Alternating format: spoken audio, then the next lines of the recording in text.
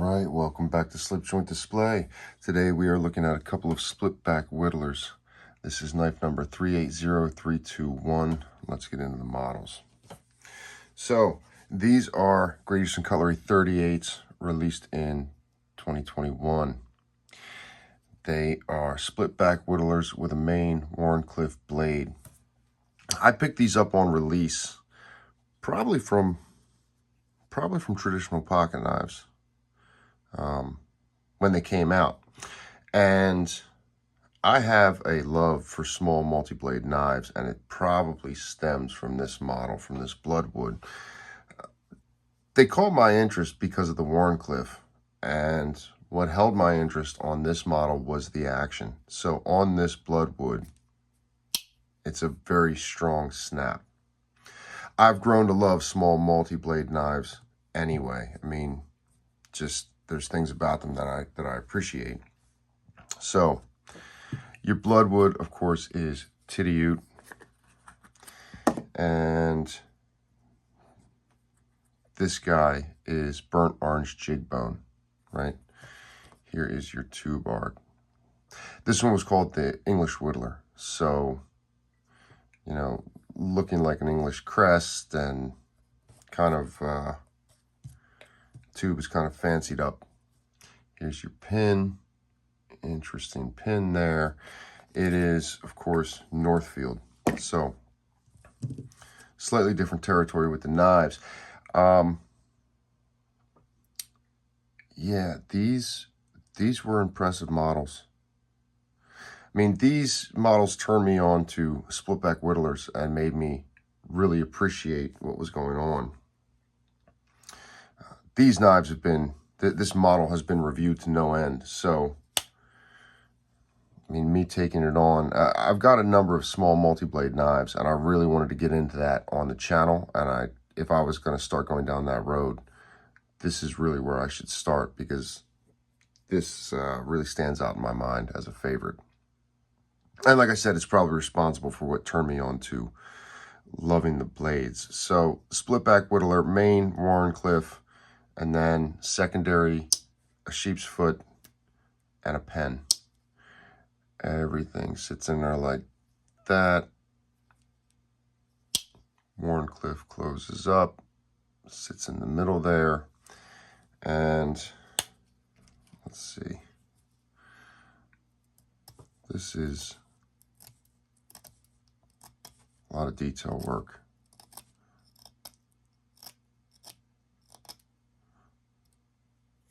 I could use a pointer.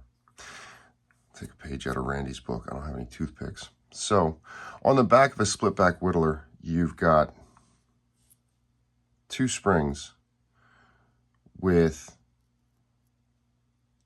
this piece in between them, running all the way down and terminating right there. If you see the way that this blade is cut, you know, and it all fits together. Look at that. There really is a lot going on. This knife is a busy knife. I mean, if you walk in and look at one of these sitting on a table, there's a lot happening there. This is a busy design, and I like that. I appreciate that. These are almost serpentine handle shapes with the curves and everything. And these were done really well. And I really appreciate the craftsmanship. Cam tangs on the main blade, so no half stop. Just follows around. Although you almost have a stopping point right there, at least with the Bloodwood. I mean, it's the same. It's the same with the English Whittler. It's good action on both. The Bloodwood has it just a touch. And I think that the English Whittler has gotten better with time. So another significant aspect of these models is that on your secondary blades, and you've got half stops on the secondaries, But on the secondaries, you've got what's called a hidden kick. So on a normal blade, there's your kick, right? And that connects against the back springs when you close the knife. On these secondaries, your kick is there. It's down low.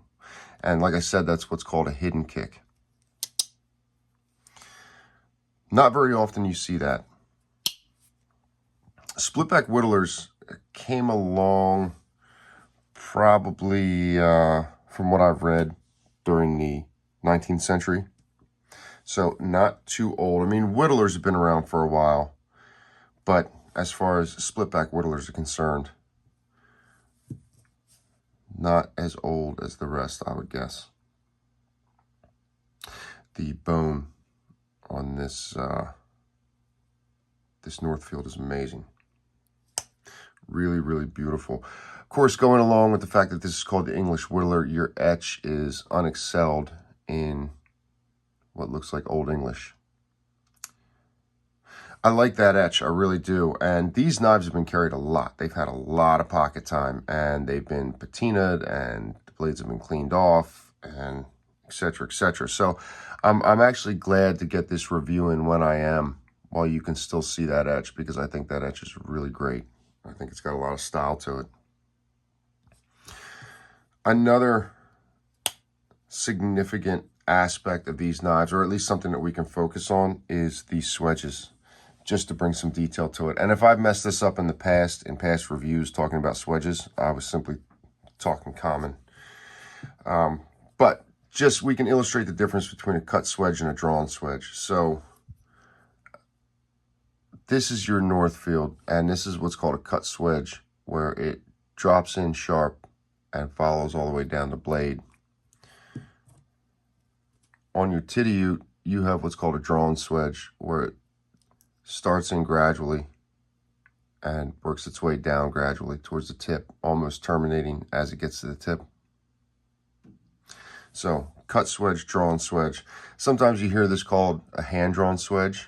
I don't know if that just means that they're doing it by hand on a belt grinder or what, but there's your difference between the two swedges.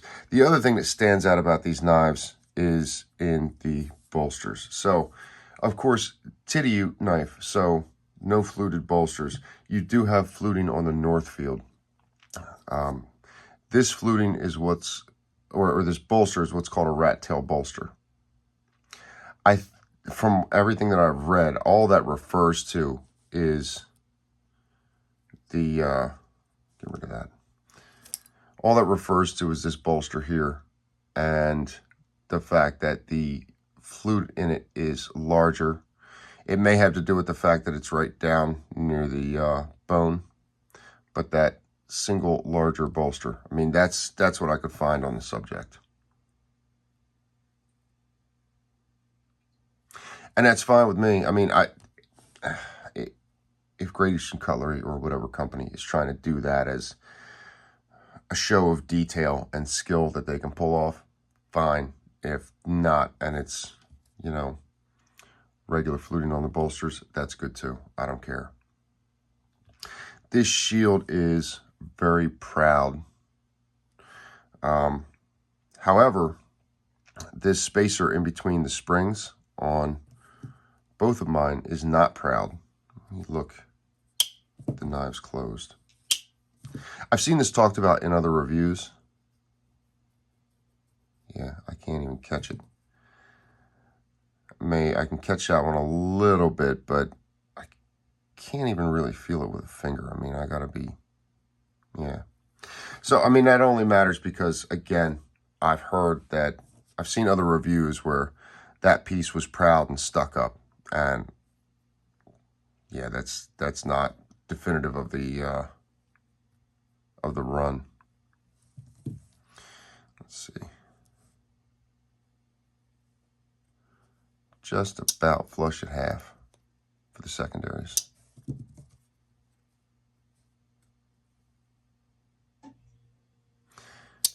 And of course, yeah, there's no half stop, so we're just proud. But, you know, cam tangs on the main blades, so that's going to be the case. I appreciate the general design of this. I think that the choice of blades was very good. I really appreciate this Wharncliffe. I think that it gives this knife all kinds of attitude. I think the secondaries being a sheep's foot and a pen make all the sense in the world. The Wharncliffe on this does not extend all the way down. So the precursor to this was a Grindling Whittler, and that had a clip point blade that extended down past the tangs of the two secondaries and terminated right in that area. This Wharncliffe falls short of that. Blade to handle ratio is a joke, so I don't care about that. But I appreciate the size of this Wharncliffe. I appreciate the fact that it's not longer than it is. I like the look of this. I think that it suits the knife very well. I think it applies itself to whittling. I mean, if you're really whittling wood, you don't want some really overextended Wharncliffe. I like the way the knife looks closed. That has a lot going on. I mean, if I didn't have these models and I walk up to a display case or sat down at a table with somebody and they had one of these and I looked down and saw it, I would ask to see the knife. I would want to open it up and see what's going on there. These secondary blades, you know, again, great for whittling. Lots of good detail with them. That swedge. I mean, they didn't even slow down on these.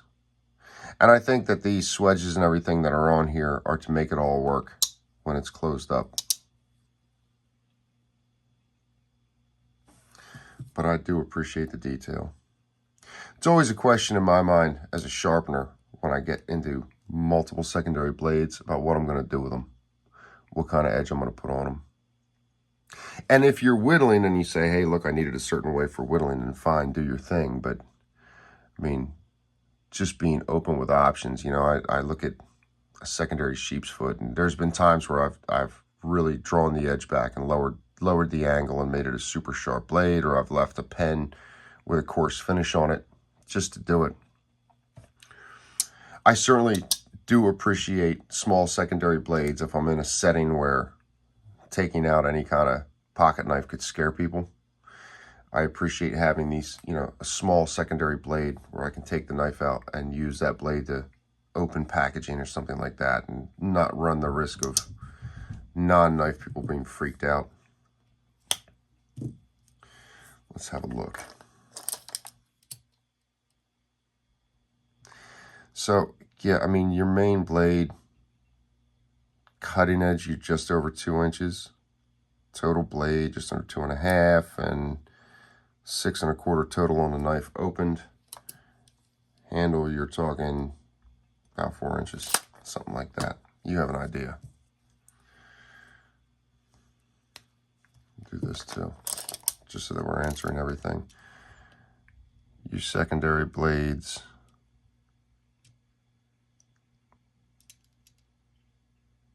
cutting edge 1.5 inch, total blade, yeah, just under 2. So that's that.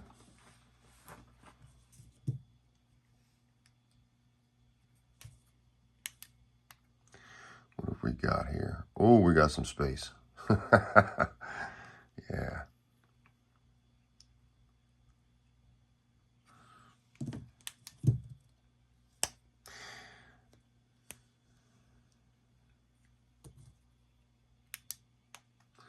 About on this guy, yeah, it's the same. Very much the same.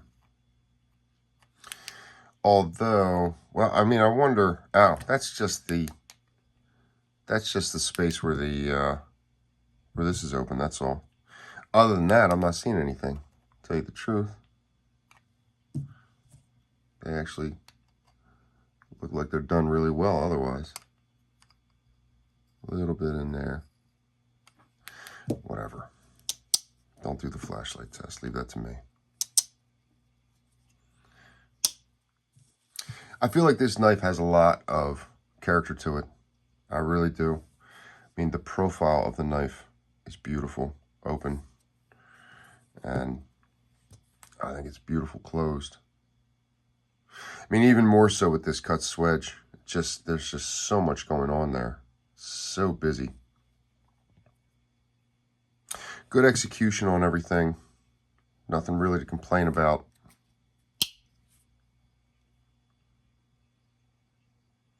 And this knife, that's pinchable. I think this is pinchable too. You got to work for it, but it's pinchable. It's great for utility. It's a great secondary carry piece. I would never carry this as a primary. Just my choice. I tend to carry a lot, you know, every day, and this would always be a secondary or even a third string. But I do appreciate the function of this knife. I think they did a really good job with it. I really appreciate the design. Let me know what you think. I know this knife has been reviewed 10,000 times, but I wanted to get in and I wanted to talk about it a bit. This is one of my favorite in my mind, the small multi-blade knives kind of sit in a different category as opposed to the larger single blade knives and jackknives. These are kind of a different thing, and so I appreciate them almost on a different level.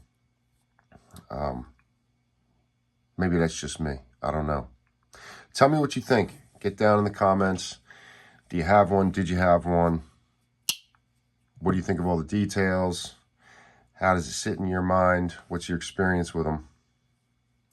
I'll see you guys on the next video.